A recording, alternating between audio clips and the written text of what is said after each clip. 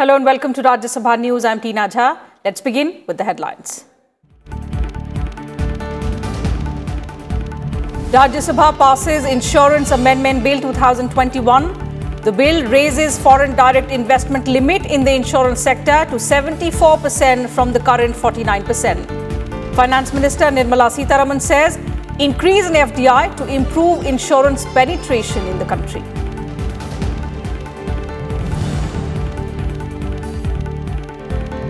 India to become a global leader in the automobile sector in the next 5 years. Road Transport and Highways Minister Nitin Gadkari highlights the benefits of the vehicle scrappage policy, asserts it will improve fuel efficiency, ensure road safety, attract investment and generate job opportunities.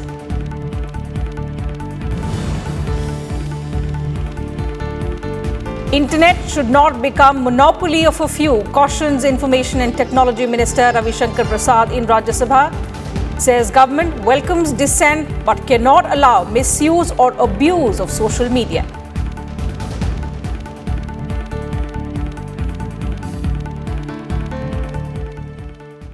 Rajya Sabha on Thursday passed the Insurance Amendment Bill 2021. The bill aims to raise the limit of foreign direct investment in an Indian insurance company from the existing 49% to 74%. Finance Minister Nirmala Sitharaman moved the bill for passing in the upper house, and it was passed with a voice vote. Replying to the debate on Insurance Amendment Bill 2021, Sitharaman said that hike in foreign investment is aimed at supplementing the domestic long-term capital. She further added that the bill was brought after extensive consultations. Increasing the limit does not mean foreign investment will certainly come to that automatically to that level to all companies. Every promoter, every company will decide for themselves whether they want that kind of money, to what extent they want, and so on. So this enabling amendment is only to allow them to receive some money but not exceed 74. So it is for the companies and the promoters to decide to what extent they want that money. And the policy holders' money which is going to be collected will have to be invested within India only. It cannot be crossing our boundary. The minister stressed that increase in FDI will also improve the insurance penetration in the country, adding that it will create a healthy competition and offer for better deals and premiums to the insurance holders. But when money comes and when there is more competition, there are more organizations, more firms doing this, greater competition means that the person who takes the insurance is going to be having better deal given to him, and they are common people of India who will have a better deal given, better negotiated premium, total insurance, the package which is being given will be better. So competition strictly is for betterment. The upper house also witnessed disruption during discussion on the bill. Opposition members demanded that the bill be sent to a standing committee, forcing 4 brief adjournments in the proceedings. The bill was later passed by a voice vote after a discussion. आने वाले समय में insurance भी जो penetration इतना कम है, insurance भी जब बल्क में लोग इंश्योरेंस कराएंगे, हर लोग इंश्योरेंस कराएंगे, तो इंश्योरेंस भी इतना सस्ता हो जाएगा कि देश का हर नागरिक इंश्योरेंस कराएगा, उसको सेफ्टी का नेट भी मिलेगा और दिमाग का सुकून भी मिलेगा. अगर आप ये प्रयास करें, कुछ बातें हम आपकी समझें, कुछ आप हमारी सुने, एक आम सहमति बने, ऐसा कानून बनाएं, ऐसी नीति बनाएं जो समावेशी हो, जिसमें सब लोग शामिल हो. ये देखें कि हमारे देश का नागरिक जो पॉलिसी होल्डर है, वहाँ के कर्मचारी हैं, देश का जो पैसा है वो सुरक्षित रहे. ये हमारा सरकार से आग्रह है. The poorer people who want to save their money, hard-earned money, will resort to only insurance way, and if it is taken away from the government and given to private companies, that to the foreigners, that will not benefit the poorer mass population in our country, sir. So, sir, we are not for raising the hike, sir, but the bill has come, it is going to be passed. It is But will the Indian control be there is a big question. Entire country knows only LIC. If you ask anybody, you are having LIC policy, they will say yes. You got insurance, they said no. But only LIC is resembling name of the only insurance of the company. I request the government protect the LIC of India.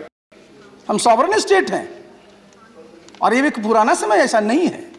इससे निश्चित रूप से हमारे देश में बाहर से जो संपत्ति आएगी, इन्वेस्टमेंट बढ़ेगा, इससे रोजगार के अवसर मिलेंगे और लोगों को बेहतर जो है बीमा की सुविधाएं मिलेंगी। यही इस बिल का लक्ष्य है, इसलिए मैं इसका समर्थन करता हूं। Union Transport Minister Nitin Gadkari made a statement in Parliament on the much-awaited vehicle scrappage policy. Calling it a win-win situation for all, the minister said that the aim of the policy is to keep old polluting vehicles from plying on the road while promoting newer vehicles to boost growth in the auto sector. The new policy was proposed by Finance Minister Nirmala Sitharaman during her budget speech last month. Making a statement in both houses of Parliament, Transport Minister Nitin Gadkari said that the new vehicle scrappage policy is likely to attract investment of around 10,000 crore rupees and create as many as 50,000 jobs. Vehicle owners scrapping their old vehicles could get strong incentives, including a 25% rebate on road tax for personal vehicles and 15% for commercial vehicles. A 5% discount on purchase of new vehicle against the scrapping certificate. With the policy, the Indian auto industry is likely to get a 30% boost, taking the turnover to 10 lakh crore rupees in the years. ये एक ऐसी पहल है कि जिसके बारे में सारे स्टेक होल्डर्स के इंटरेस्ट को सुरक्षित रखा जाएगा। मैन्युफैक्चरिंग बढ़ेगा, रोजगार बढ़ेंगे और सामान्य जनता की फ्यूल के कारण मेंटेनेंस कॉस्ट के कारण बचत भी होगी। उनकी सड़क सुरक्षा का भी ख्याल रखा जाएगा और पर्यावरण के संबंध में हमारे माननीय प्रधानमंत्री जी ने जो संकल्प किया है उनको भी पूरा किया जाएगा। एकल खिड़की के माध्यम से स्क्रैपिंग सुविधा को एक सरलीकृत पंजीकरण प्रक्रिया के साथ पर्यावरण और प्रदूषण की मानदंडों और कानून के सभी लागू अधिनियमों का अनुपालन करना होगा। इसी तरह मंत्रालय, राज्य सरकार, निजी क्षेत्र, ऑटोमोबाइल कंपनियां आदि द्वारा पीपीपी मॉडल पर स्वयंचलित फिटनेस केंद्रों के भी स्थापना को बढ़ावा देगी। Gadkari also said that the move is going to help both centre and states to garner more GST. Besides the centre's proposal, the states too can offer discount on registration and road tax on new vehicles against scrapping of an old vehicle. Electric vehicle है, उसकी कीमत और petroleum vehicle की कीमत में काफ़ी अंतर है, पर जिस प्रकार से हमारे यहाँ काम हो रहा है देश में, मैं ये विश्वास है कि आने वाले समय में पेट्रोलियम स्कूटर, 4 व्हीलर और डीजल की बस और इलेक्ट्रिक का 2 व्हीलर, इलेक्ट्रिक की 4 व्हीलर और इलेक्ट्रिक की बस, इसकी कीमत 2 साल के अंदर लगभग सेम हो जाएगी और जितना पैसा हम डीजल पेट्रोल पे खर्चा कर रहे हैं उससे 10 गुना कम इलेक्ट्रिक पर होगा। और मैं विश्वास के साथ बताऊंगा कि वर्ल्ड के सभी ब्रांड हिंदुस्तान में मैन्युफैक्चरिंग कर रहे हैं और हम निश्चित रूप से 10 लाख करोड़ की इंडस्ट्री तुरंत बनेंगे और वर्ल्ड का नंबर 1 का मैन्युफैक्चरिंग हब इसके कारण हम निश्चित रूप से बनेंगे। The Ministry of Road Transport and Highways will promote setting up registered vehicle scrapping facility across India and will encourage public and private participation for opening up of such centers. Efforts are also being made to set up integrated scrapping facilities across India. Some of the identified places include Alang in Gujarat, where it is being planned to develop a highly specialized center for scrapping among many others potential centers where different scrapping technologies can be synergized together. Kriti Mishra's report for Sansad TV. Union IT Minister Ravi Shankar Prasad said in the Upper House on Thursday that the government will not accept internet imperialism by a few companies. Responding to queries in the Upper House, the minister said that the government welcomes criticism and the right to dissent, but it is very important for the users of social media to have a forum to raise their grievance against its misuse. The social media rules mandate platforms with more than 50 lakh users to set up stronger grievance redressal mechanisms and appoint executives to cooperate with law enforcement in the country.